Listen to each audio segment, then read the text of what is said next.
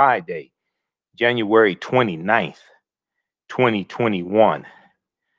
And we are live. Hope everybody's doing well today. It's a Friday. We made it through another week. It's been a crazy, crazy week. We know Miss Cicely Tyson passed away this week. We did our entire show yesterday dedicated to Cicely Tyson and her legacy. She passed away age 96. So be sure to go back and watch the show from yesterday. You can watch it at our Facebook fan page, The African History Network, The African History Network, and also on our YouTube channel, Michael Imhotep, Imhotep. Well, today I want to deal with one topic we didn't get to the other previous days, and then also some other topics here. So Representative Cori Bush from Missouri. Many people have seen this story. I posted about it on our Facebook fan pages. It's all the news outlets are covering this. Representative Cori Bush from Missouri says she was berated by QAnon conspiracy theorist Marjorie Taylor Greene. And Cori Bush is moving her office away from Greene's office at the U.S. Capitol building for her team's safety, And she was interviewed by Joanne Reed today. But this ties into the insurrection on January 6th and how some of these Republicans are sympathetic with the insurrectionists, with the traitors. And some of them, it appears, help coordinate some efforts with them one way or another. So we're going to talk some about this today. I shared some tweets from Representative Cori Bush on our Facebook fan page, The African History Network. So many of you saw those. And then also NBC News has a good article about this as well. Representative Cori Bush moving office away from Marjorie Taylor Greene, quote, for my team's safety. So we'll discuss that. And then yesterday we did an entire 2 hours dedicated to Cicely Tyson. She passed away age 96. She started out as a model. She was an actress, and she won 3 Emmy Awards, but she never won an Oscar. She got an honorary Oscar in 2018, an honorary Oscar in 2018. Well, I have her acceptance speech when she received her honorary Oscar. So I'm going to let you hear what she had to say. Okay. And then we know that many Republicans are very upset that African Americans turned out to vote and voted Joe Biden into office, defeated Donald Trump, the traitor in chief. African Americans turned out in Georgia, and Reverend Raphael Warnock and John Ossoff won the two Senate seats in Georgia. So a couple of days ago, I talked about there was an article from Politico.com that dealt with how state Republicans push new voting restrictions after Trump's loss. State Republicans push new voting restrictions after Trump's loss. Georgia is at the center of the effort, with state Republicans discussing voter ID changes and other new policies after Biden won the state. So we talked about this, right? Many of you all remember that. Well, The Guardian has an article from a couple of days, from Thursday, January 28th. TheGuardian.com. The Guardian has an article from Thursday, January 28th, that discusses how Republicans are considering more than 100 bills in various states. Republicans are considering more than 100 bills to restrict voting rights. So you have to sit back and wonder, now this goes back to the conversation we had a couple of days ago and dealing with a lot of these so-called black conservatives who were running around telling us that we should vote for Donald Trump and Trump is good for black people and Trump loves the blacks and all this stuff, right? And then Trump came out with his 2-page platinum plan that I called a fool's gold plan, because that's what it was. So now you have a concerted effort by Republicans who just early in November were talking about how good their policies were going to be for African Americans, but they can't show too much evidence of it. But they were talking about how good their policies were going to be for African Americans and why we should vote for them. Then when we didn't vote for them, now they want to suppress our vote. See, I thought you would come to us. I thought you would come to us and talk about how good your policies are going to be, and criminal justice reform, and raise the federal minimum wage to $15 an hour, lift people out of poverty, and pass the George Floyd Police and Justice Act, because all of you all were teary-eyed about George Floyd. You know, you cried when Representative John Lewis passed away. I take it those were tears of sadness. Maybe for some of you, there were tears of joy. But you won't pass the John Lewis Voting Rights Act. So you talk about Dr. King and you put out statements about Dr. King, even though some of you traitors were advocating and encouraging the stop the steal myth, the stop the steal lie. But on Dr. King Day, you're putting out statements talking about how great Dr. King was, even though most of you haven't even read any books Dr. King wrote.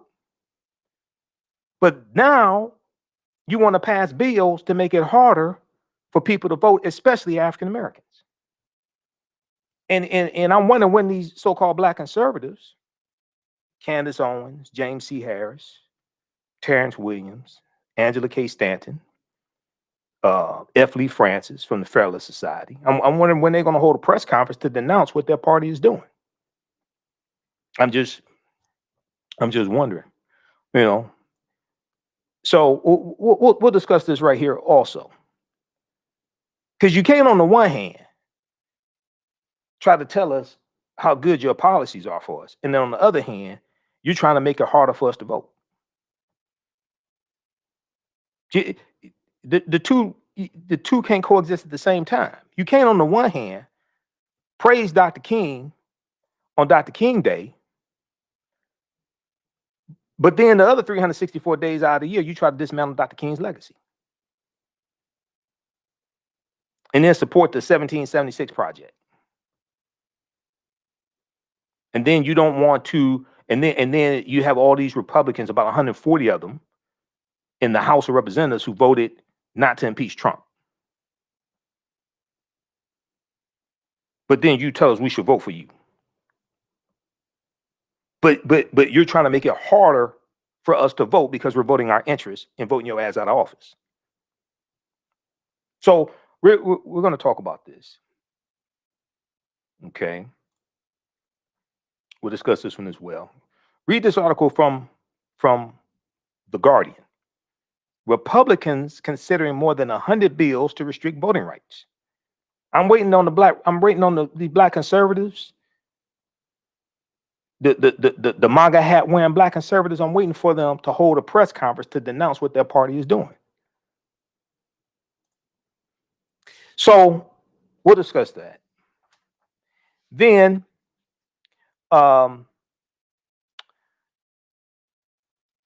January 25th, 1941. I wanted to talk about this a couple of days ago. Didn't have a chance to. Had so much to cover.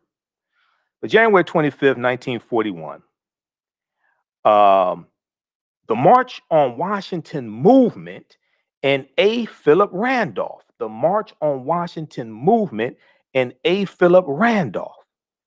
I've talked about this a number of times before. A. Philip Randolph threatened to put 100,000 African Americans marching on Washington, D.C. to embarrass President Franklin D. Roosevelt, to bring about the desegregation of Department of Defense jobs. And this March on Washington movement of 1941, January 1941, led to the signing of Executive Order 8802. We'll discuss that history.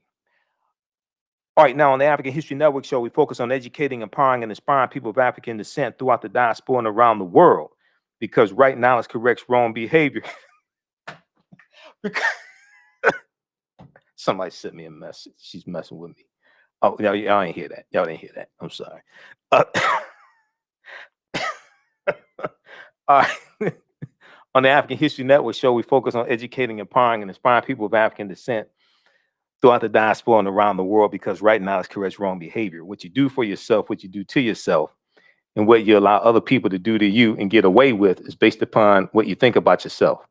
What you think about yourself is based upon what you have been taught about yourself. What you've been taught about yourself is based upon everything you've read, heard, and seen about yourself. So when you control the radius of a man's or woman's thoughts, you can control the circumference of their actions, because the mind can't do or teach what it doesn't know. Now, we deal with a number of different topics here on the African History Network show. We deal with current events in history and politics, education, economic empowerment, entrepreneurship, love, sex, health issues, and much, much more. Sign up for our email newsletter. Text the word Kemet, Kemet, to 22828 to sign up for our email newsletter. Text the word Kemet, Kemet, to 22828 to sign up for our email newsletter. Also visit our website, AfricanHistoryNetwork.com, AfricanHistoryNetwork.com, to sign up for our email newsletter there as well. All right. If you like this type of information, you can donate to the African History Network, $ the AHN Show through Cash App, $ the AHN Show through Cash App. Also through PayPal, paypal.me/the AHN Show, paypal.me/the AHN Show. We're here 6 days a week. For 4 years, we were just doing Sundays, 9 p.m. to 11 p.m. Eastern Standard Time. As of October 12th, we started doing Monday through Friday, 11 p.m. to 12 midnight. So we're here 6 days a week. So your donations definitely help to keep us doing the research, keep broadcasting 6 days a week, stay on the air, etc. All right, we're coming up here on the break. You listen to the African History Network show right here on 910 a.m. the Superstation of Future Radio. I'm Michael Imhotep. We'll be back in a few minutes.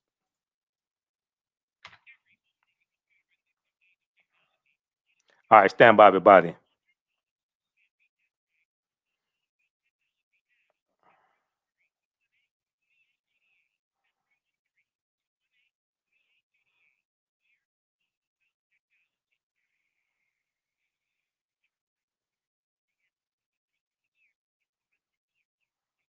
Stand by.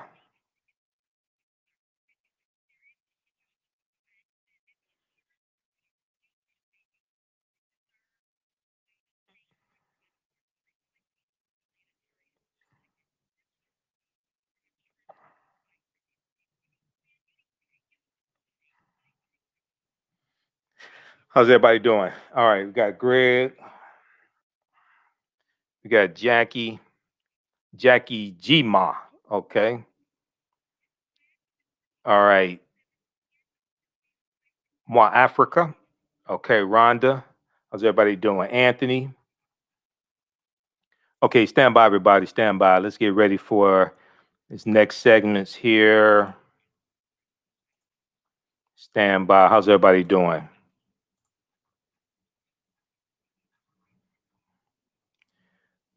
All right, let's see.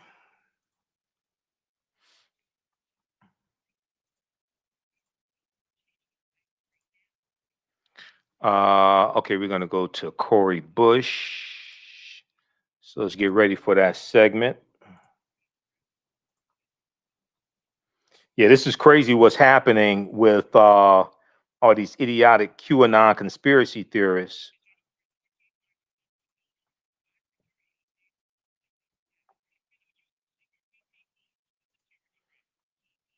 All right, let's get.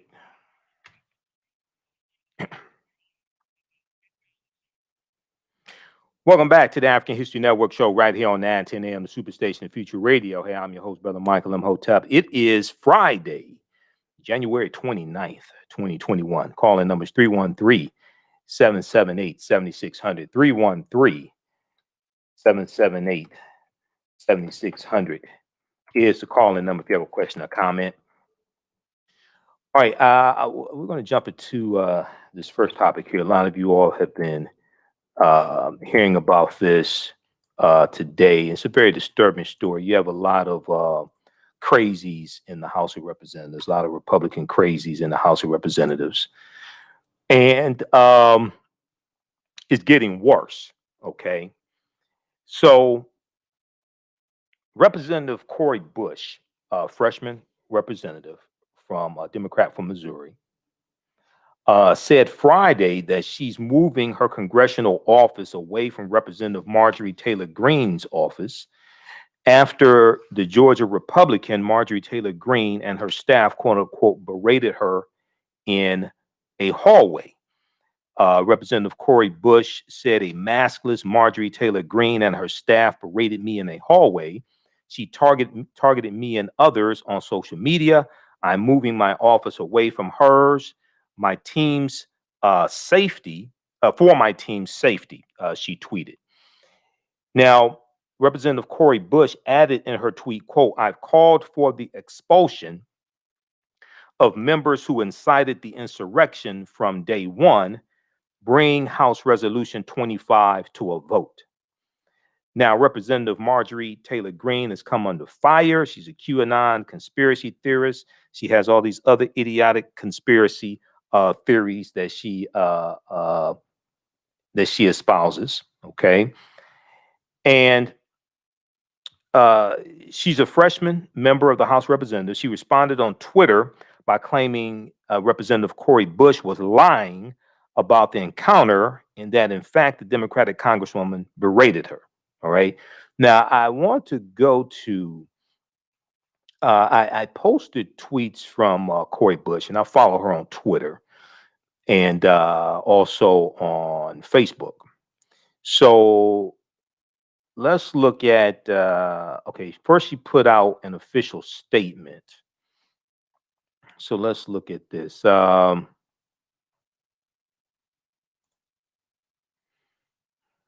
Okay, let's look at this, and we're going to turn on the screen share also so you all can see this. So just stand by. Let me get this up here. All right, here we go. So Representative Cori Bush tweeted January 29th. She tweeted today. She said on January 13th, after members tested positive for COVID, after being locked down with her on January 6th, Marjorie Taylor Greene came up from behind me, loud and unmasked. I called out to her to put hers on, her mask.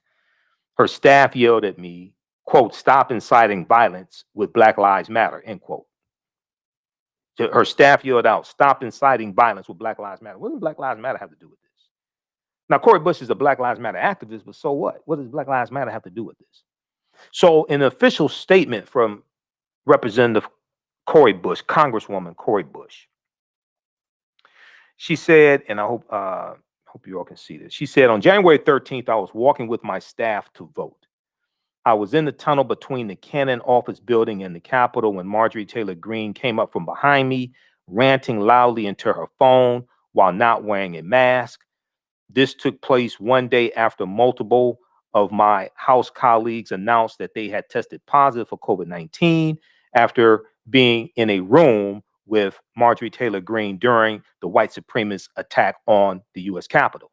Out of concern for the health of my staff, other members of Congress, and their congressional staff, I repeatedly called out to her to put on a mask. Representative Marjorie Taylor Greene and her staff responded by berating me, with one staffer yelling, quote, stop inciting violence with Black Lives Matter, end quote.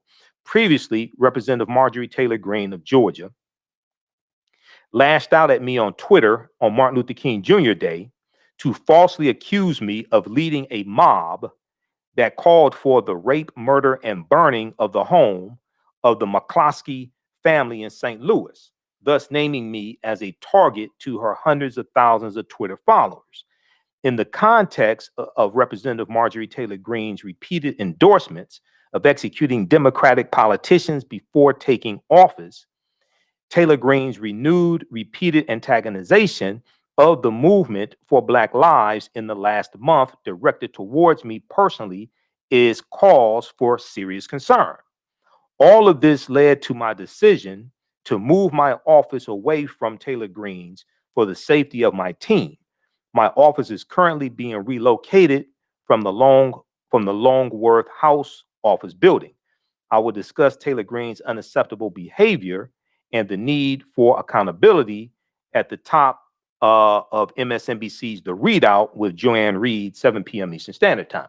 Well, just so happens we have that segment from The Readout with Joanne Reed. Let's go to this clip, Kevin. Clip number 1. You got it. Here, you've been all the talk today because of this confrontation between yourself and Marjorie Greene. You're now moving your office away from hers. Please explain why. Yeah, so first of all, thank you for what you just said. You know, it is unbelievable that this is how so many of us get to go to work every day when, you know, I've worked fast food, I've worked in childcare, I've worked in healthcare. I've never been in a work environment like this before. And, you know, one day we were just walking down the hallway through the tunnel, headed to go and vote.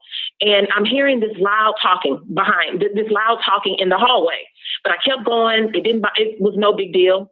All of a sudden, as I'm walking down the tunnel, I'm hearing the voice gets louder and louder. And then the voice was closer and closer. And then at one point I realized that it was like right behind me. And so I turned around because it was aggressive and it was loud. And I'm like, why is this like right behind me? And so I turned around and it was Marjorie Taylor Greene without a mask on. And so I looked and I'm like, you know, so I turned back around. I didn't say anything at first. I looked at my team and I'm like, she does not have on a mask. Like, let's just keep walking. And then I thought about it, like, you're putting me at risk. You're putting my team at risk. Everybody else in this tunnel is at risk. And just the day before, we found out that our colleagues had contracted COVID after being on lockdown with this same person and other people who were unmasked. And so, no, I'm a nurse. I take care of my community. I take care of my people. You will not put us at risk like that. And so I moved out of the way. I saw my good brother, John Bowman, walking down the hall. I moved out of the way to let her pass. And as she's passing, I'm like, you know, look, she does not have on a mask. And so I said, put on a mask. And then she started to, you know, go off some more. She's on her phone. She's like live streaming. And my point with that, Joy, was that she had the audacity to be walking through this space on her phone, showing people that she was bucking the system, showing people that she was not going to adhere to the rules of the house. And so I wanted it to be on her live stream that we are saying, put your mask on. And then her team turned around, and her too, but then her team is yelling, stop inciting violence, Black Lives Matter. What does Black Lives Matter have to do with this? Put on a mask and save lives. Yeah, and I just want to point out to the audience that on January 12th, the House leadership, the Speaker, announced there is a mandate that on the floor of the House, all members must wear a mask. What was the policy as you were walking through? Was it? I mean, as you said, you had just known that several members had been diagnosed with COVID after locking down on January 6th with Republicans who refused to wear masks. I want to show some video actually because Marjorie Taylor Greene was actually one of the people who was mocking Congresswoman Lisa Blunt Rochester, who was trying to give them masks, and she was mocking them. This is while they were being locked down. This is not the video that I'm showing. Sorry, it's cut 2 that I wanted to show. So we'll pull that one back for a second because I am going to show that one. There it is. And there she is mocking other members. So at the time that you were confronted by her or she's yelling in the hallway, wasn't it generally accepted that people should be wearing masks in the tunnel? Yes, we're supposed to wear masks, but I believe the fine for not wearing the mask is the house floor. But in the entire house.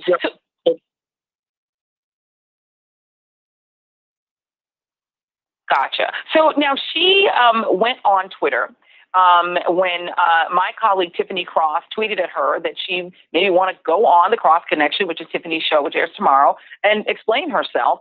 She then accused you of lying about the interaction, and she posted a piece of video. Now, I want to just for the audience let you know that, we're not playing the full video, because before the part we're showing, she's ranting and raving about Black Lives Matter, about you, about members of Black Lives Matter being a part of Congress. And then this happened. So here she is. This is the video you described, where we only see her face because she's live streaming, showing her own face as she's walking. You can see she doesn't have a mask on. And here's what she says. Then they supported bail bond links for criminals. You know what? Yeah, don't yell at people. You know what? You shouldn't bring COVID-positive members in here, spreading the COVID everywhere. Stop being a hypocrite. Yeah, this is how it is here now. She is claiming that disproves your account. What is your reaction? It actually says exactly what I said. She was walking behind me, directly behind me, and she's yelling into the phone directly behind me. I moved out of the way because now you're a threat. You're a threat to me, and then you don't have on a mask. You don't care enough about us to put on a mask. So I said, now, mind you, by the time you heard my voice, she was further down the tunnel, and we're in the tunnel. So of course it's echoing. But you could hear me saying, put on a mask. And what happened? She put on a mask, but I was not. And let me say this too. Where do you hear of staff, team members of Congress members yelling at other Congress members? Where did you hear that happen at? That doesn't happen. And for her to turn this around to be a Black Lives Matter issue, that's not what it was.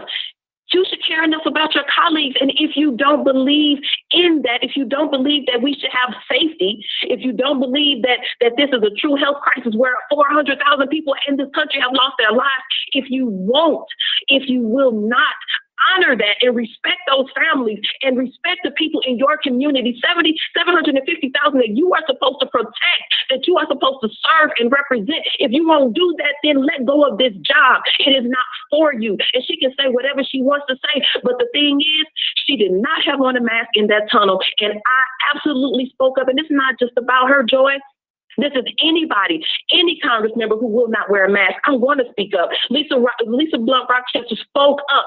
As many of us, we will speak up, and not just about that. We don't want you bringing your guns on the House floor. We don't want you bringing your guns into your office. We don't want you to evade security and try to run through the metal detectors. No, abide by the rules so that we can do our jobs to take care of our communities. We moved our office, Joy. Not because I'm scared of her, not because I think that I can't, you know what I mean? I'm, oh my gosh, so that's not why I moved my office. I moved my office because I am here to do a job for the people of St. Louis. They deserve that. And what I cannot do is continue to look over my shoulder, wondering if a white supremacist in Congress by the name of Marjorie Taylor Greene or anyone else, because there are others, that they are doing something or conspiring against us. Our focus has to be on St. Louis and the work that we can get done.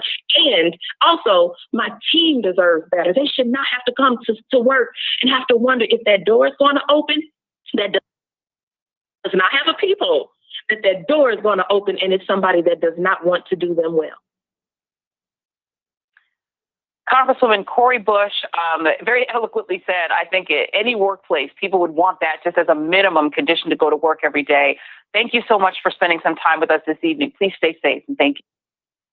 Okay, so that was from the Readout, Joanne Reed, MSNBC, Friday, January 29th, 2021, speaking with Representative Cori Bush.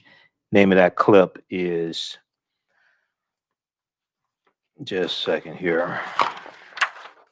I'm here to do a job. Cori Bush recounts how Marjorie Taylor Greene berated her. Okay, so that's at msnbc.com. All right, now,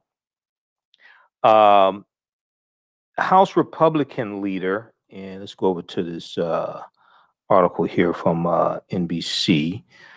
So, House Republican leader Kevin McCarthy, who just met with Donald Trump in Florida,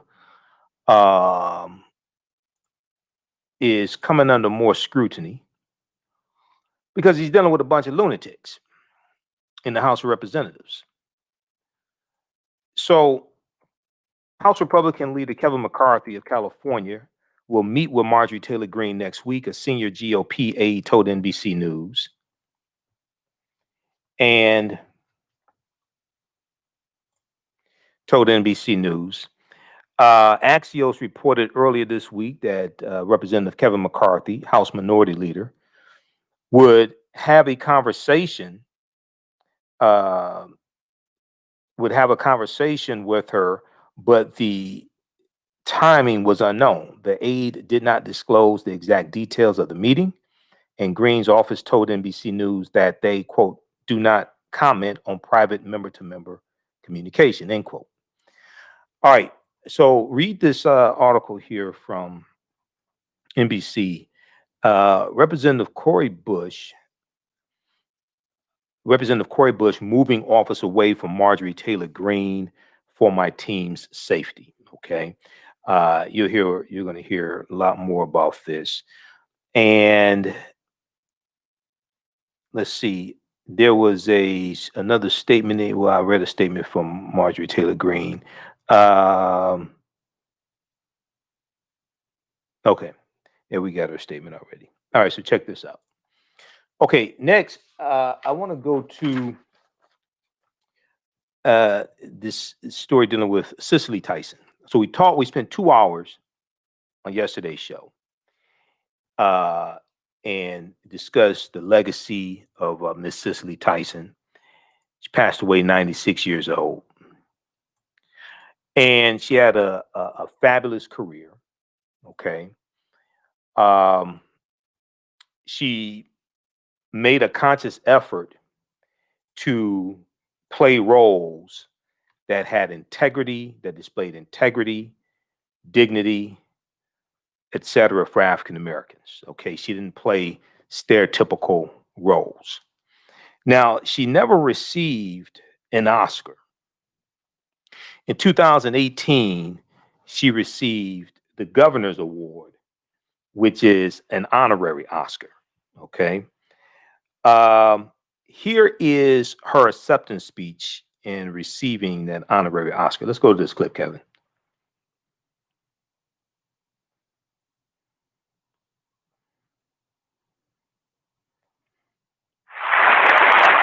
Thank you. Thank you. 45 years ago,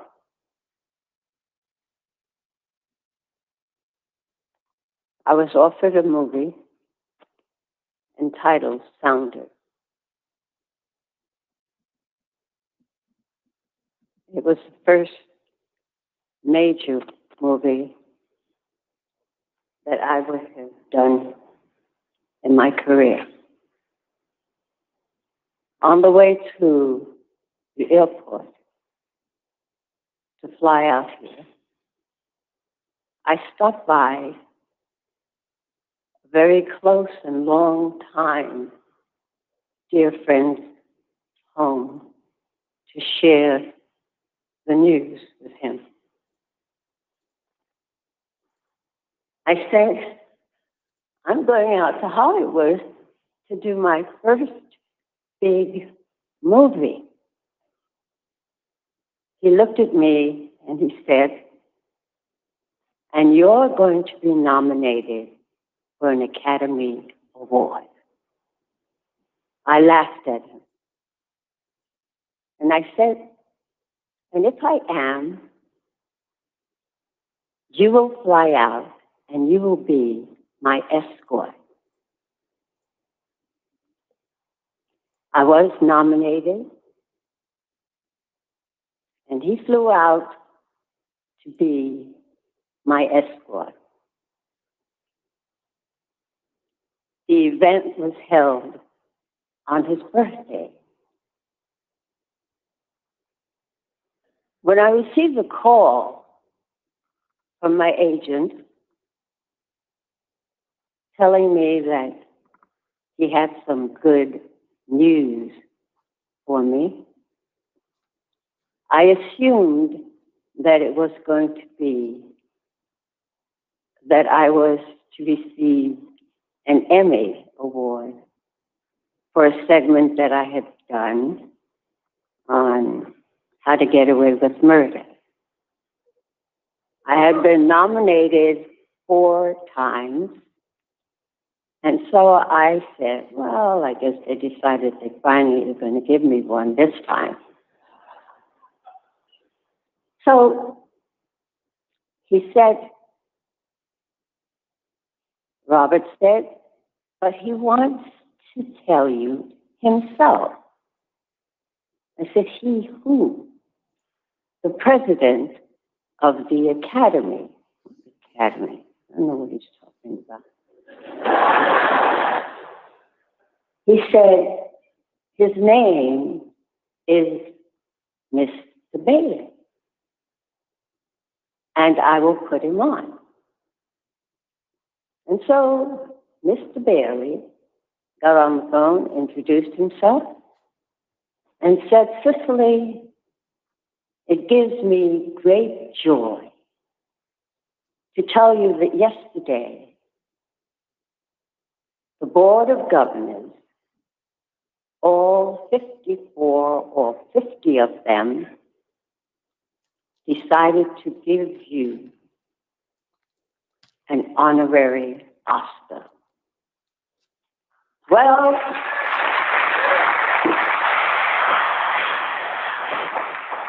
to tell you, I just went to water. I could not say a word, and I have to tell you, I don't recall ever receiving any information that sent me into such, I call it Niagara Falls, because I couldn't stop. And you can ask Mr. Bailey himself. He'll tell you, I couldn't say a word. All I did was cry. I cried and cried and cried. I said nothing. I don't think I said thank you. Mr. Bailey, where are you? Thank you. I'm sorry. I'm sorry I didn't get a chance, but I could not. In any case, I returned to New York, and I went to my friend's home to share this news. He wasn't there. And so I called. And I called several times. It's very unlike him to receive a call from me and not respond immediately. And so finally I decided, oh, never mind, I'm going to tell you the story. And I reminded him of what he said to me 45 years ago. I said, I want to share something with you. This time, I have it.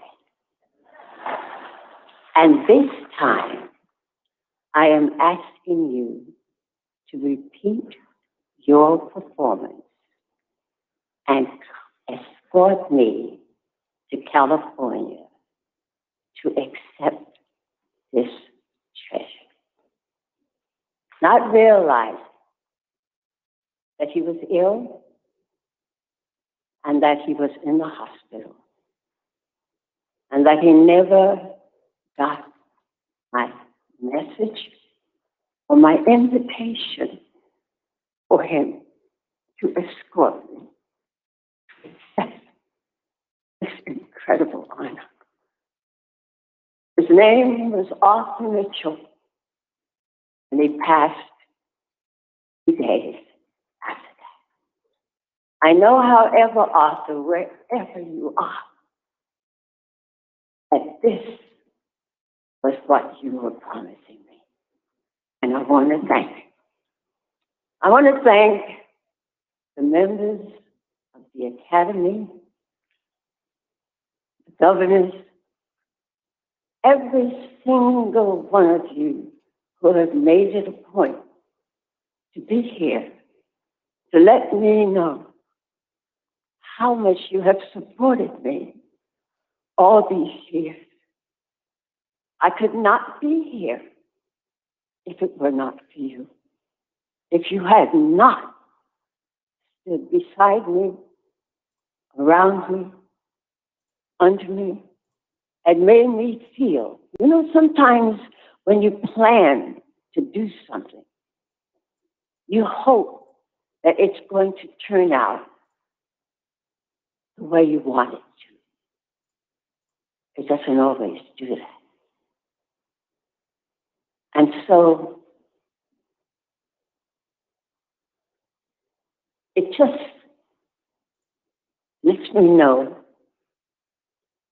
that you have to have a certain amount of faith and trust and belief in what you do.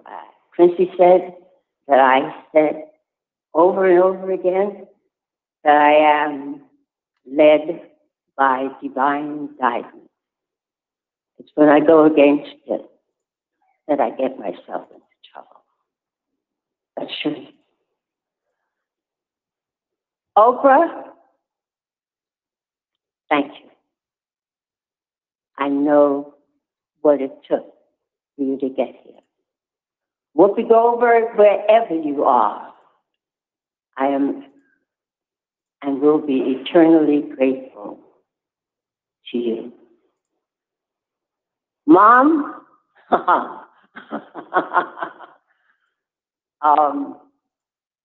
I know you didn't want me to do this, but I did. And here it is.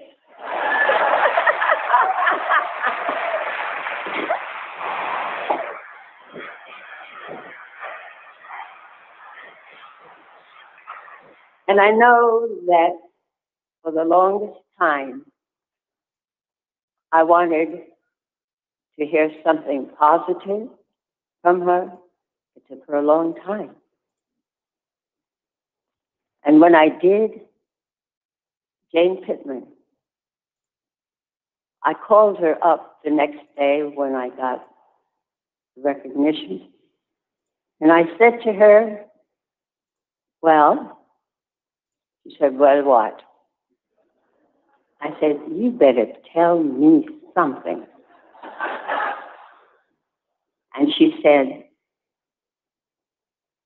I am so proud of you. And I think that if I had not heard those words from her, none of this would make a difference to me. None of it. Above all, I hope, you know, next month on December 19th,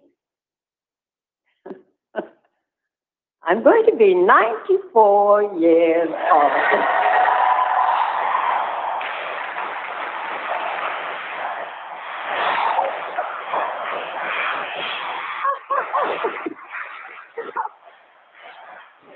And I don't know that I would cherish a better gift than this. This is the culmination of all those years of have and have not. And God bless you all. Thank you. Thank you. Thank you. All right. So that was Miss Cicely Tyson in 2018. She received the Governor's Award, 2018 Governor's Award, which was a honorary Oscar. Okay. And that was, I think it looks like Sunday, November 18th, 2018 in Hollywood. That's when that took place. Sunday, November 18th, 2018 in Hollywood. She mentioned Oprah Winfrey. And today is Oprah's birthday also. So it is, we know they were close friends. And you have Cicely Tyson passing the day before Oprah's birthday. We posted about this on my personal page and also on my Instagram page, Michael Imhotep on Instagram. Oprah turned 67 today, born January 29th, 1954. January 29th, 1954. media executive, actress, talk show host, producer. I mean, everything. You know, Oprah's done everything. And, you know, some people talk about Oprah a lot on social media, put out YouTube videos, but you're making money off of talking about Oprah. So sit your ass down. Shut up. Okay. I don't agree with everything she said, but she does or says. But look, you build an empire like that, I'm going to sit back and take notes. You can hate all you want to. I'm going to sit back and take notes. Okay. So, happy birthday to Oprah as well. You have Charlie Wilson. Today is Charlie Wilson's birthday also. The Gap Band. All right. Burn Rubber. You dropped a bomb on me. All that stuff. Okay. Yeah, legendary Charlie Wilson. We'll do some more birthday shout outs on our show Sunday. So we have more time Sunday. Okay. But so and also January 28th was Anthony Hamilton's birthday. R&B singer Anthony Hamilton. January 28th was his birthday also. Okay, so we'll talk more about that on our Sunday show. All right, I want to get to this, squeeze this last thing in. Well, okay, we'll do here the Guardian, and then we'll go past the 1 hour and keep broadcasting on our social media platforms. All right. So at the beginning of the show, I talked about this story also. This is from the Guardian, Guardian.com. And this deals with how Republicans are retaliating against especially African Americans who came out to vote in the 2020 presidential election. All right. Now, we talked about an article from Politico.com a few days ago that talked about Georgia and how Republicans in Georgia are trying to pass laws to restrict access to voting in Georgia. And I'm going to show you that article also here because this is all tied together. Whenever there are periods of time of perceived advancements by African Americans, there's always a white backlash, and we're looking at it right now. So if we look at this article here from Politico.com, this is from January 24th, 2021. January 24th, 2021. State Republicans push new voting restrictions after Trump's loss. Georgia is at the center of the effort, with state Republicans discussing voter ID changes and other new policies after Biden won the state. Now, it's important, once again, to understand history. 1963, segregationist state representative Denmark Gruber instituted, he led the charge to institute the state runoff election law, which was designed purposely to lock African Americans out of statewide power, statewide elected positions, governor, U.S. Senate, things, okay? All right, look, we're out of time here on 910 a.m. Superstation WFDF. Well, those watching on our Facebook fan page, The African History Network, and our YouTube channel, Michael Imhotep, keep watching. We're going to keep broadcasting. We'll be back Sunday, 9 p.m. Eastern Standard Time. Remember, right now is correct for your own behavior. It's not over till we win. Wakanda forever. Stay tuned for Pastor Greg Davis. We'll talk to you Sunday. Peace. All right, stand by, everybody. All right, African American business owners, post the name of your business here on the thread of the broadcast. Let you know how you can advertise with the African History Network. Also, okay, let's see here. Which view I want to go to? We'll use this one right here. All right, how's everybody doing? Okay, let's continue. So I want to go back to this article here.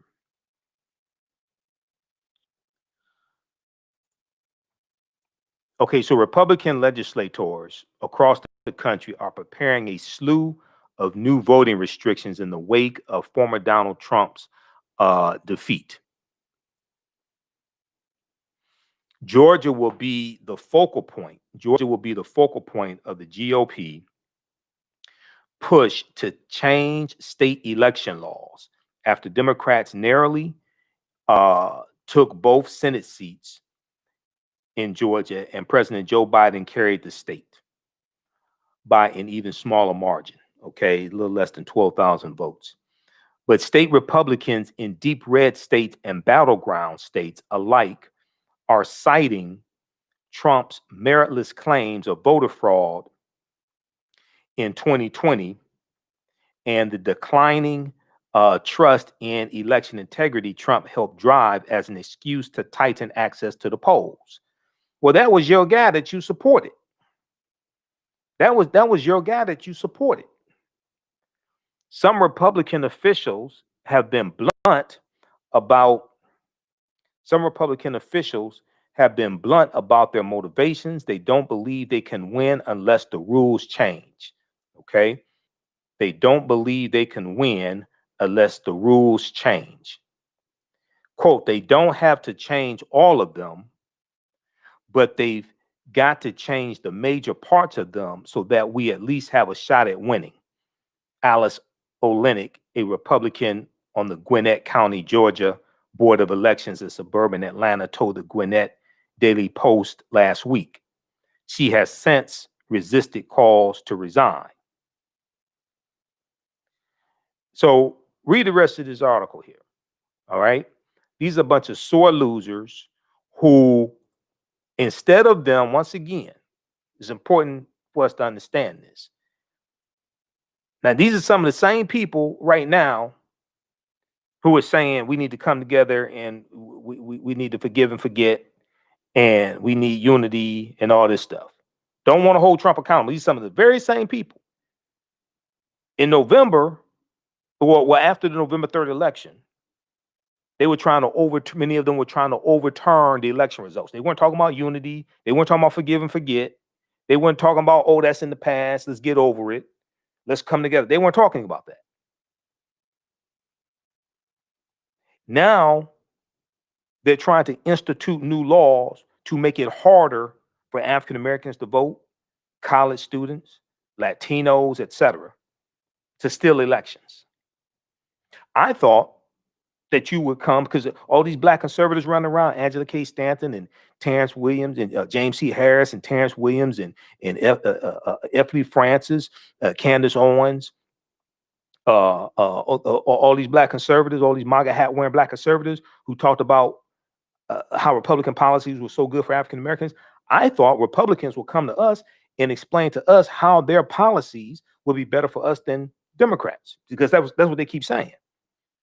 I thought they were talking about the criminal justice reform program. It's important, the George Floyd Truth and Police and Justice Act and strengthening the Voting Rights Act. Okay, raising the federal minimum wage to $15 an hour, talking about making college affordable, really passing the $1.9 trillion coronavirus rescue package, the American Rescue Package. I thought they were talking about things like that because those policies directly impact the lives of African Americans. But that's not what they're talking about. They're talking about instituting laws to make it harder for us to vote. So you have this article here from Politico, okay, and this focuses on Georgia. Okay, I've got Georgia on my mind. You got this article. Now that's from January 24th. Then you have this one here from The Guardian. Now, this was from The Guardian. It's from January 28th. Now, this one this is even worse. This one deals with how Republicans are considering more than 100 bills to restrict voting rights. Republicans are considering more than 100 bills to restrict voting rights. Now, if they're considering the bill, that means the bill has been written, or at least a draft of the bill has been written. So it's not like it's just an idea out there. No, they've actually written the bill. Restrictions come on the heels of an election in which federal and state officials called it, quote, the most secure in U.S. history. This was the most secure election in U.S. history. After an election filled with misinformation and lies about fraud, Republicans have doubled down with a surge of bills to further restrict voting access in recent months, according to a new analysis by the Brennan Center for Justice. There are currently 106 pending bills across 28 states that will restrict access to voting, according to the data. I thought you would come to us and talk about how good your policies are and how you are for America, and because on Dr. King Day, all you all put out statements talking about how great Dr. King was, and he stood for justice and a threat to justice anywhere. You know, injustice anywhere is a threat to justice everywhere, and the content of people's character. This is all the stuff you put out on Dr. King Day. But you working to dismantle Dr. King's legacy. And Georgia is where Dr. King was born in Atlanta. Atlanta's where Ebenezer Baptist Church is, where Dr. King preached. So there are currently 106 pending bills across 28 states that will restrict access to voting, according to the data. That's a sharp increase from nearly a year ago when there were 35 restrictive bills pending across 15 states. All of a sudden, you feel the need to make it harder to vote? Just what a difference a year makes. All of a sudden, you have Republicans that lost Georgia. They lost the presidency in Georgia. They lost 2 U.S. Senate seats. All of a sudden, Republicans feel the need to put all these restrictive laws in place to make it harder to vote. There are 106 pending bills across 28 states that will restrict access to voting. That's a sharp increase from nearly a year ago when there were 35 restrictive bills pending across 15 states. Now, all the people that say your vote doesn't matter, ask them, why are Republicans working so hard to suppress the African-American vote if our vote doesn't matter? Why are they working so hard? It's hard to write bills. That takes time. They have 106 pending bills for votes that don't matter? Really? I guess you probably said in early 2020, black people couldn't get coronavirus also, if you believe that bullshit. I guess you probably some of those stupid ass people saying that same thing. Early 2020, black people couldn't get coronavirus. Oh, so much for that lie. Now, among the Brennan Center's findings, more than a third of the bills would place new restrictions on voting by mail. Republicans been voting by mail for decades, especially like in Florida. Why you need new restrictions on voting by mail? What happened in the last election that all of a sudden now you need new restrictions on voting by mail? You didn't need them the previous years when white people and Republicans were voting by mail. You didn't need all those restrictions. What happened in the last year that all of a sudden now you need all these new restrictions? They had 60 lawsuits, Trump campaign. When they go into court, they weren't claiming voter fraud when they went into court. Go read the court filings. They weren't claiming voter fraud when they went into court. Okay? Because there was one case in Pennsylvania. The judge asked Rudy Giuliani directly. And which article was that? Let me see. I had so many articles. Most of them back when you're saying Trump impeachment. There was one. Which article was that? They asked them. The judge asked him directly. The judge asked him directly. Is this a fraud case or something? He said, "No, Your Honor, this is not a fraud case." But that's what he was saying on Fox News. That's what he was saying in press conferences. He was saying, "Oh, it's a fraud case." But when they go into court, when you read the actual court filings, when they go into court, that's not what they were saying. They were not saying that it was fraud because they know they can't go into court lying. They have to provide evidence. That's what they told the losers and suckers so they could keep raising money. Trump raised like over $250 million to file these frivolous lawsuits as of November 3rd. So let's continue here. And then also, if you like type of information, if you want to donate to the African History Network, you can donate to Cash App or PayPal. If you do it through YouTube, it may take a month or 2 or 3 months for me to get it because it has to hit a threshold of $100, and I mean we don't generate a lot of money through YouTube. So if you donate through YouTube today, it may take 60, 90 days for me to actually get the money. Okay. If you donate through Cash App, I'll get it right now. All right. So that just so you know, if you can only do it through YouTube, I understand that. We appreciate that. But just so y'all know. And YouTube takes a third of it also, just so you know. YouTube, when you donate through YouTube's platform, they take a third of it. But $, the AHN show through Cash App, $, the AHN show through Cash App is the best way. And second best way is through PayPal. PayPal.me/the AHN show. PayPal.me/the AHN show. Then also at our website, AfricanHistoryNetwork.com. Click on the yellow donate button. Okay. If you have to do it through YouTube, that's fine. I understand. But if you can do it through Cash App or PayPal, it's much better. All right, let's continue. So I'm trying to think which article was that because I want y'all to see. We've talked about this before, but it was a article, I think it was from NBC News, but it was dealing with I'll see if I can find it. We may have to talk about it on our Sunday show. Let me see, which one was that? It's not that one. Public back measures. It's not that one, but okay. I have to find it. All right, but let's continue here. So, among the Brennan Center's findings, more than a third of the bills would place new restrictions on voting by mail. Pennsylvania has 14 pending proposals for new voter restrictions, the most in the country. Pennsylvania has 14 pending proposals for new voter restrictions, the most in the country.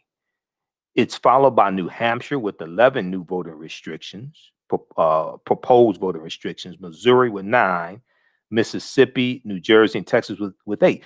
What happened in Pennsylvania in the last year? I can't figure it out. What happened in Pennsylvania in the last year for them to want to put all these new voting restrictions? Maybe it has something to do with the fact that Joe Biden won Pennsylvania in 2020 and Trump won Pennsylvania in 2016. There are 7 bills across 4 states that would limit opportunities for election day registration. There are also 406 bills that would expand voting access pending across 35 states. There are also 406 bills that would expand voting access pending across 35 states, including New York with 56, Texas 53, New Jersey 37, Mississippi 39, and Missouri 21. The restrictions come on the heels of an election in which there was record turnout, and Democrat and Republican elected officials alike said there was no evidence of widespread wrongdoing or fraud. Okay, Democrat and Republican election officials alike said there was no evidence of widespread wrongdoing or fraud. So why the new voting restrictions? There were recounts, audits, and lawsuits across many states to back up those assurances.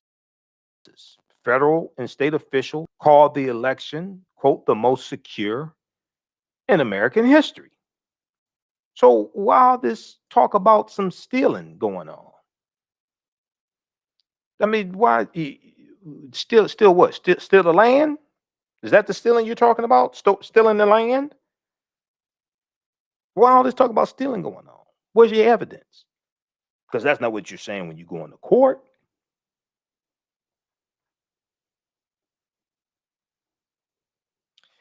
Attacking voting by mail. Many of the restrictions have to do with placing new barriers around voting by mail, a process that a record number of Americans used in 2020. 46% of Americans cast a mail-in ballot in 2020, compared with just 49% compared with just 19% 4 years ago. In Arizona, a state that Joe Biden flipped, Republicans are weighing measures that will make it easier to remove voters from a permanent mail-in voting list and to require voters to get their ballots notarized.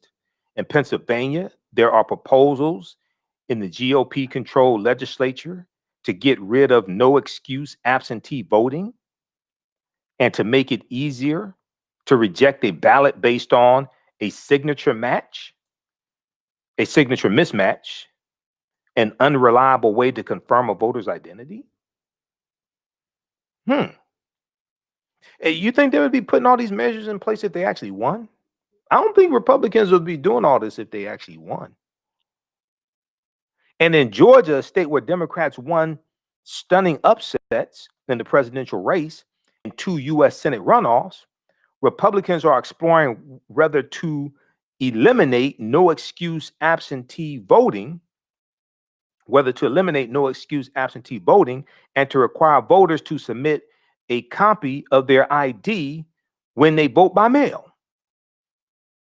They're exploring having voters submit a copy of their ID when they vote by mail.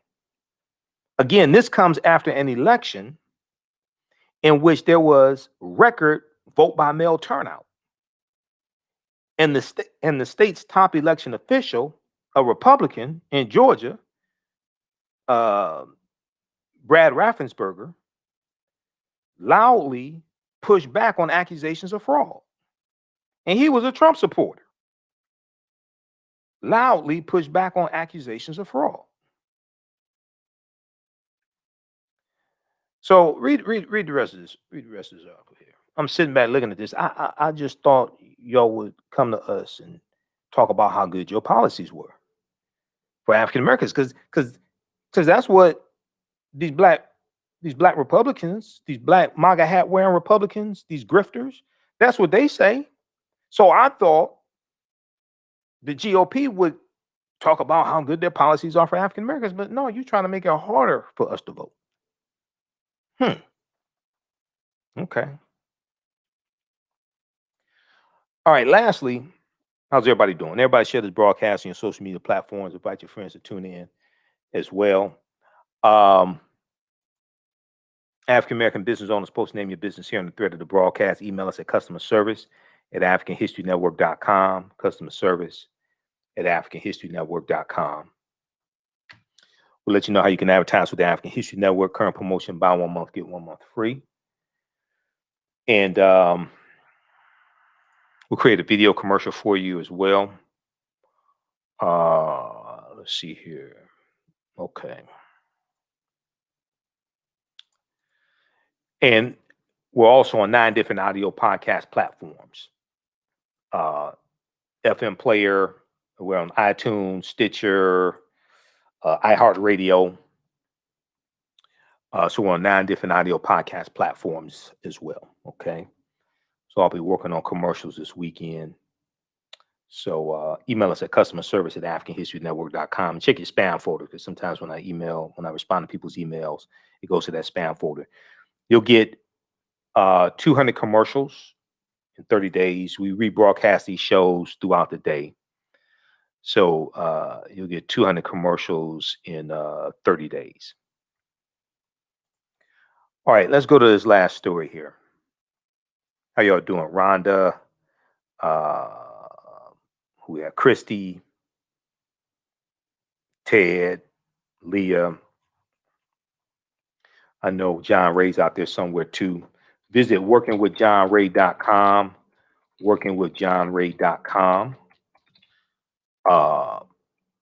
And he has information dealing with strategies, dealing with income shifting. You'll see his commercial coming up soon. I'm working on that as well. So I want to go to this last story here. I talked about I've talked about Executive Order 8802 a number of times in the past. And A. Philip Randolph, okay, and the Brotherhood of Sleeping Car Porters. This is an important piece of history.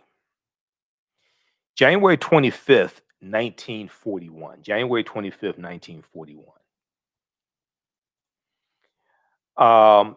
A. Philip Randolph and the March on Washington movement. All right. A. Philip Randolph and the March on Washington movement. Now, a lot of people know about the March on Washington. Dr. King, August 28th, 1963. The labor movement helped organize it. A. Philip Randolph was an organizer in it as well. He's part of the labor movement. John Lewis spoke there. John Lewis was the youngest person to speak at the March on Washington. Okay. So a lot of people are familiar with different aspects of that history. This goes back. So when the March on Washington actually happens in 1963, A. Philip Randolph had been trying to organize a March on Washington for like 50 years or so. All right. So let's deal with some of this history. And let me pull this picture up. I've been experimenting with Restream and looking at more the capabilities of Restream. So let's look at where did that picture go? Just a second. Let me pull this up here. All right, let's look at this. I want to pull this picture up of A. Philip Randolph. All right, let's see. Just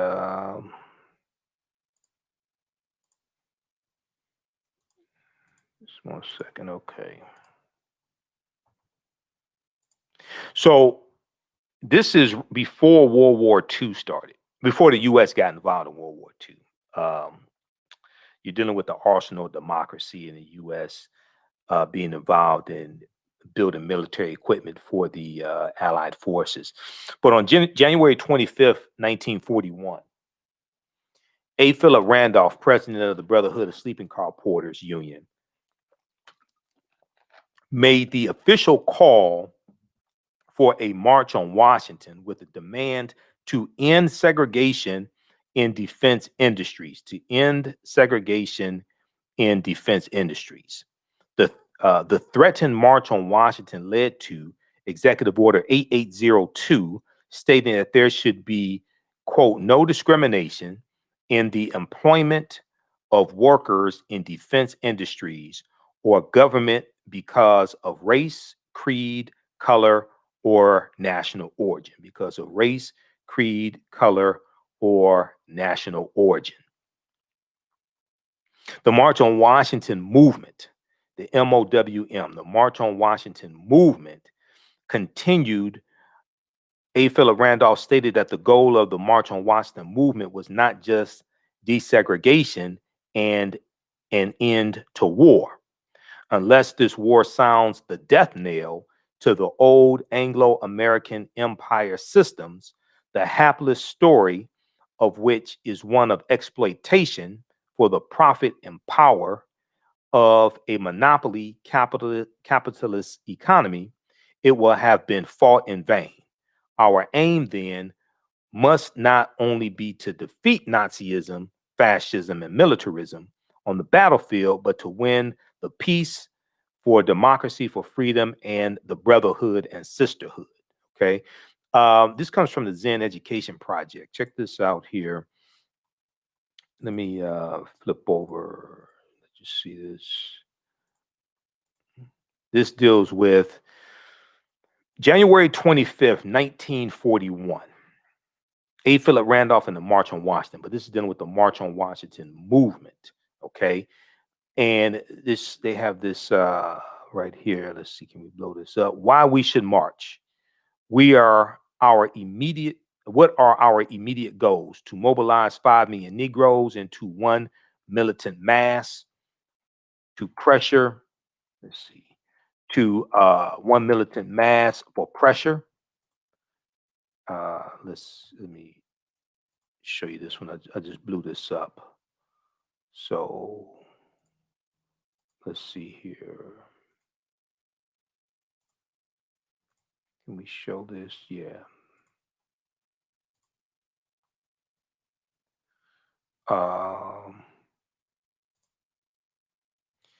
Okay, to mobilize 5 million Negroes into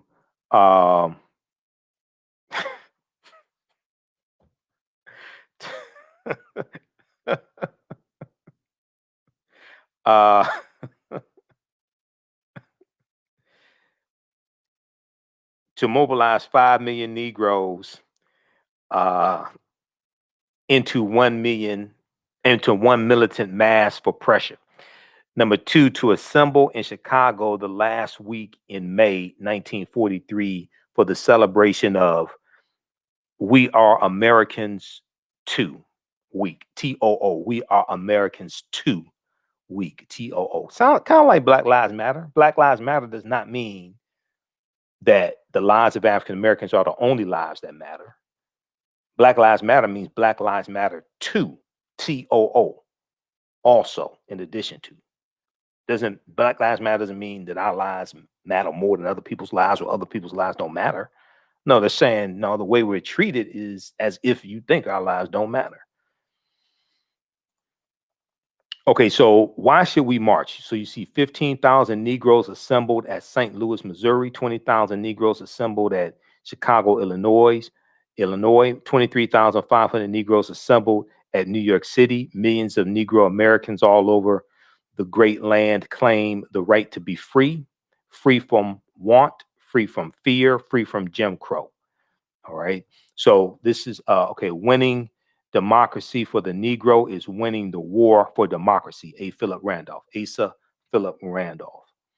All right. Now that's part of that's dealing with the March on Washington movement in 1941. Now we're going to look lastly at Executive Order 8802. So the March on Washington in 1963 also began with, let's go back to this here. So the March on Washington in 1963, the March on Washington in 1963 also began with a focus on African-American labor rights, as Bill Fletcher Jr. explains in Claiming and Teaching the 1963 March on Washington. All right. So check this out here from the Zen Education Project. Now, lastly, let's look at Britannica.com has an entry for Executive Order 8802.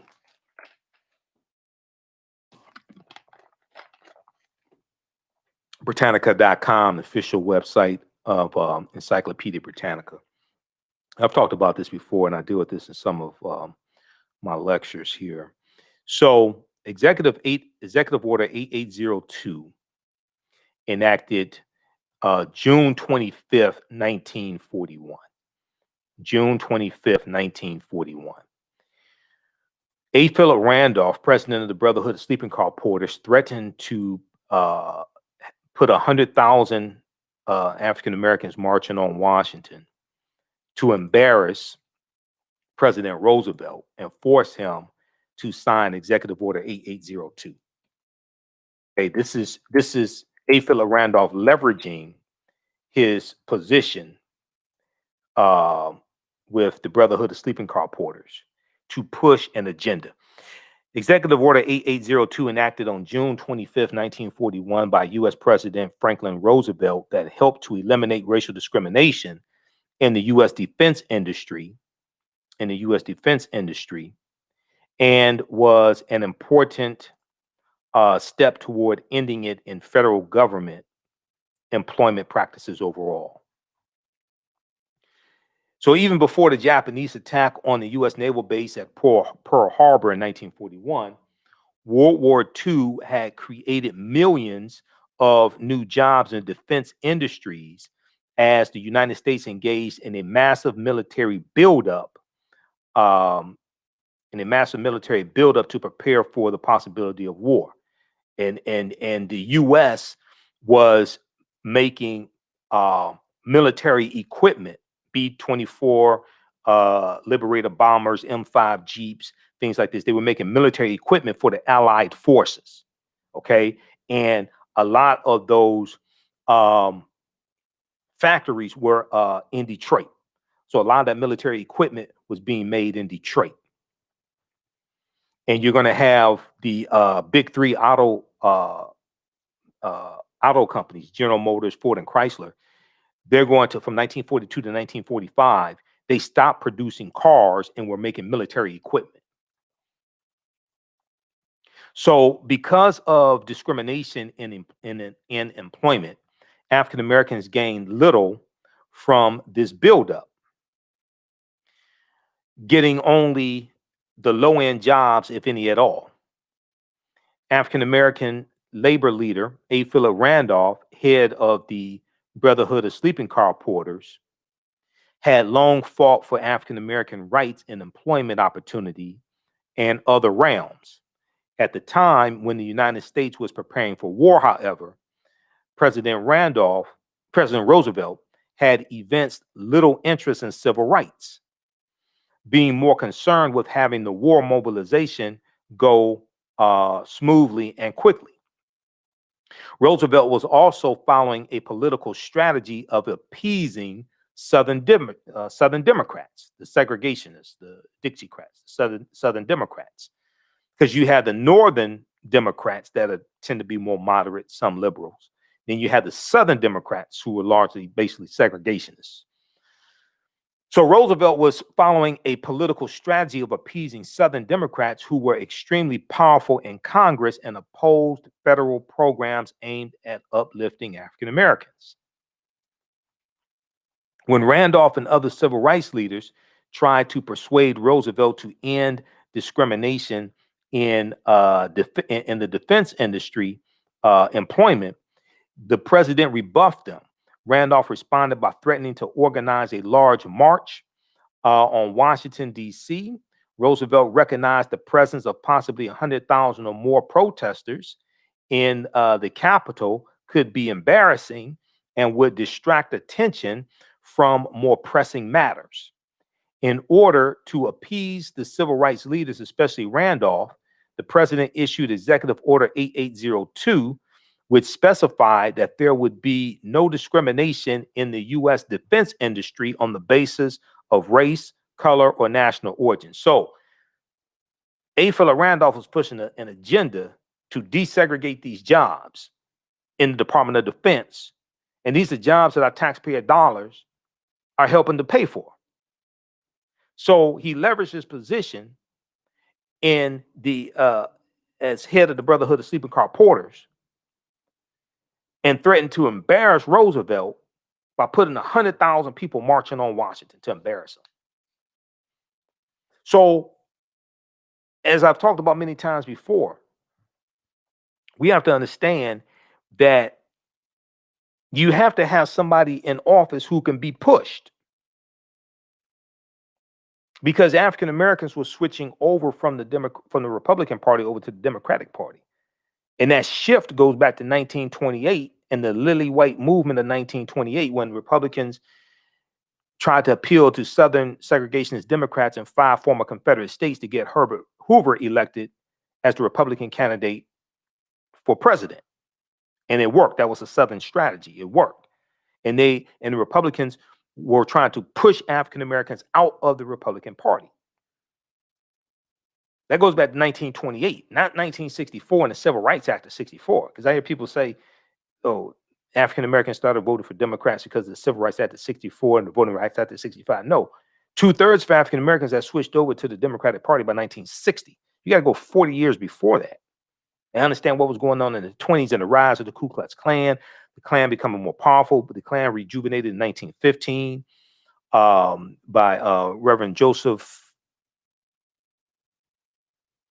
There's Joseph, I think it's Reverend Joseph Simmons, who rejuvenated the Ku Klux Klan after watching the movie The Birth of a Nation. Reverend William Joseph Simmons. He rejuvenated the Klan after seeing The Birth of a Nation. The Birth of a Nation came out early that year, debuted February 8th, 1915. Read the article from the Washington Post. The preacher who used Christianity to revive the Ku Klux Klan. The preacher who used Christianity to revive the Ku Klux Klan. This is a article from the Washington Post that deals with Reverend William Joseph Simmons and the good Reverend William Joseph Simmons and the rejuvenation of the Ku Klux Klan in 1915.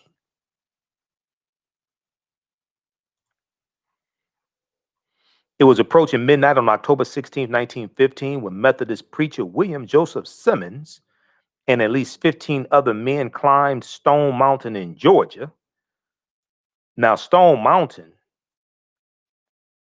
I'm gonna make this like really, really short because it's about to become like a long history lesson, and I don't have that type of time right now.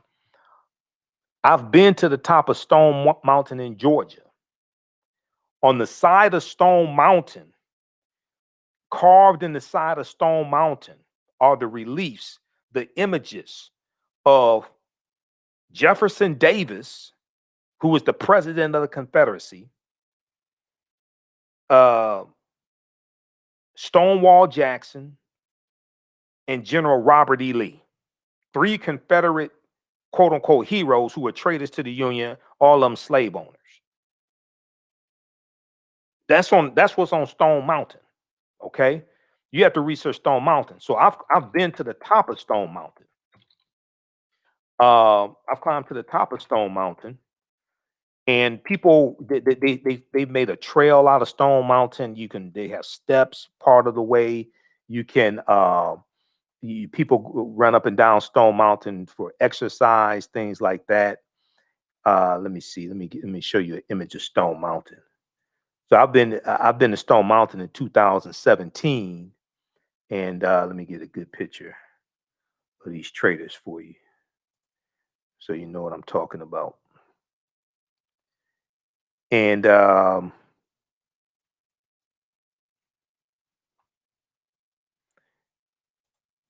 taken pictures of it when I was there. I don't have time to access the pictures that I took, but I want to see if it shows you the.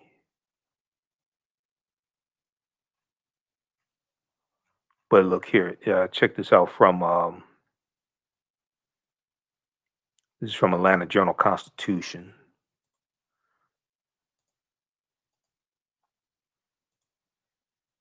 So you wonder why a lot of people in Georgia are the way they are? You have to study the history of Georgia and why they try to lock African Americans out of statewide political power. This is what's in Georgia right now. I'm not talking about 1907. This is what's there right now. And the crazy thing is they've turned Stone Mountain into an amusement park. Because when you go to, I went to Stone Mountain, it's an amusement park. They got rides and concession stands, all this stuff. Then when you get to the top of Stone Mountain, there's a souvenir shop. On all the souvenirs in the souvenir shop are these images of these traitors to the Union who owned slaves, who took up arms against the Union, committed treason against the Union based upon Article 3, Section 3 of the U.S. Constitution. That's on the keychains, on the mugs, on the hats, on the pennants, all the merchandise that they sell at the souvenir shop at the top of Stone Mountain. They got these 3 Confederate traitors on the merchandise. I'm not talking about in 1967. I'm talking about in 2017 when I was there. I'm looking at this. I'm like, are you serious? It was like stepping back in time. And I'm looking around. It was like other people in the concession shop. I'm like, do y'all know who these people are? On here, people just acting like everything's all right. It blew my mind. I'm like, this was 2017. Totally blew my mind. And people just going around just like everything's normal. Well, I guess maybe for Georgia it is. I don't know. Don't live in Georgia. But research Stone Mountain. So this is what I'm trying to say. So, and you wonder why Stacey Abrams lost in Georgia? You wonder why they stole the election from Stacey Abrams from Georgia? You wonder why you got white people, white Republicans so angry in Georgia over Reverend Raphael Warnock beating Kelly Loeffler twice? He beat her in the general election and in the runoff. Go study the history of Georgia. That's why they're trying to put these new laws into Georgia to suppress the African American vote. Because they hope the South will rise again. Okay. It's gonna rise, but it's gonna be under new management. Because I'm telling you right now, if Stacey Abrams, and I think she will, if Stacey Abrams runs for governor in 2022, she's going to win. And Republicans know this. This is why they're trying to put these new laws in place to suppress the African American vote and the vote of Latinos and things like this. This is why they're trying to do this. And keep in mind, Reverend Raphael Warnock, the Senate seat he won, he is finishing out a term. He has to run for re-election in 2022. The Senate seat he won, he's finishing out the last 2 years of a 6-year term. He has to run for re-election in 2022. Republicans are trying to take back that Senate seat in 2022. All right. So, let me see here.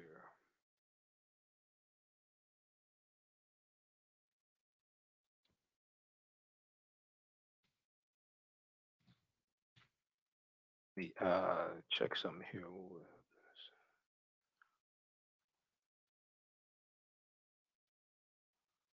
Okay.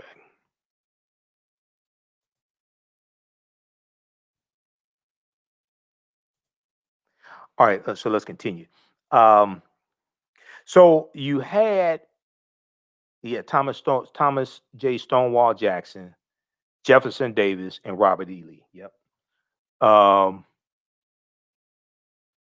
Read this article here from the Associated Press, picked up by WABE Atlanta.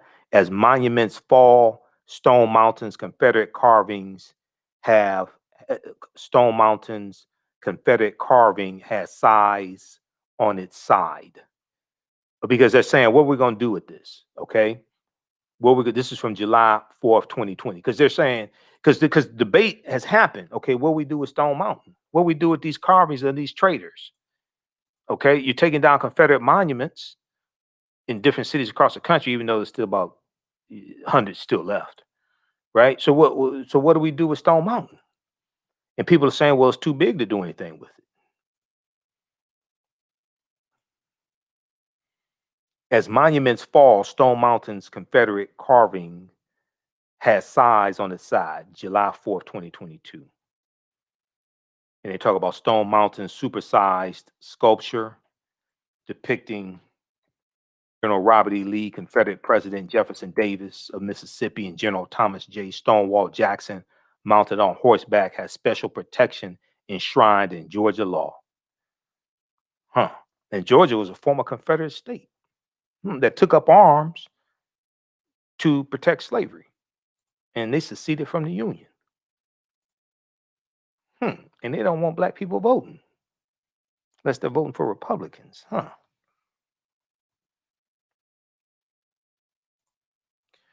All right. So, Leslie. Okay, Executive Order A02. Let's finish this up so I can get the hell out of here. All right. I have a lot of work to do.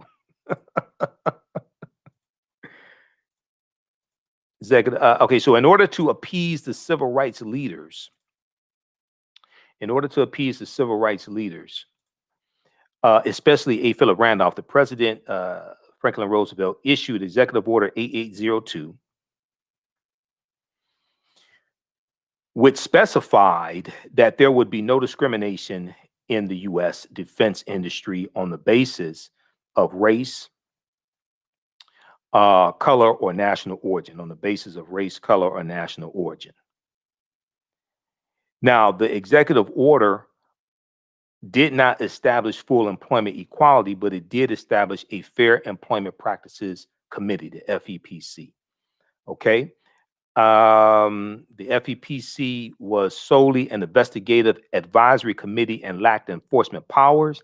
It did, however, symbolize at least some commitment to non-discrimination and set a precedent for the post-civil rights achievements that occurred during the administration of President Harry S. Truman.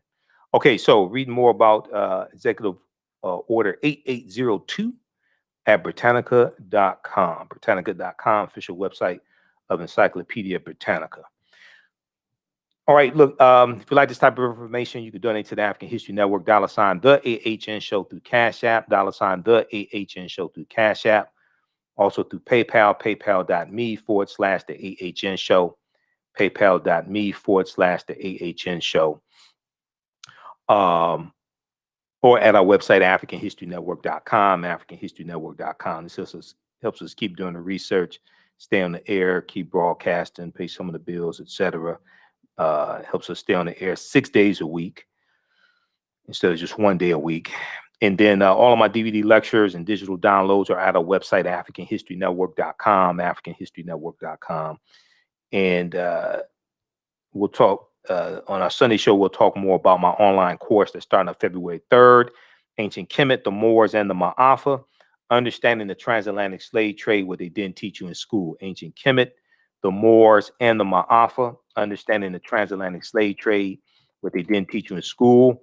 That is a 16-hour, 8-session online course that I teach. We deal with thousands of years of history and what led to the transatlantic slave trade happening. It's taking place on, it's going to be Wednesdays, 8 p.m. to 10 p.m. 8 p.m. to about 10 p.m. On Wednesdays. And we do 1,000 years of history. I do a PowerPoint presentation. We have video clips, book references, articles, etc. Ancient Kemet, the Moors, and the Ma'afa, Understanding the Transatlantic Slave Trade, what they didn't teach in school. We posted a link there. Information is also at our website, AfricanHistoryNetwork.com. It's course is $80, regularly $130. We do the class live. You can ask questions during the live chat. And then all the sessions are recorded, so you go back and watch it over and over again. You can watch from around the world, okay? As soon as you register, there's bonus content that you can start watching also. All right, look, hey, we have to get out of here. Remember, at the African History Network, we focus on educating, empowering, and inspiring people of African descent throughout the diaspora and around the world, because right now it's correct your own behavior. It's not over till we win. Wakanda forever. And we'll talk to you Sunday night, all right? All right, peace. Thanks for tuning in, everybody. Follow us on our Facebook fan page, The African History Network, and on our YouTube channel, Michael Imhotep. Turn on notifications so you know when we go live as well, okay? Talk to y'all later. Peace. Have a good night. Peace.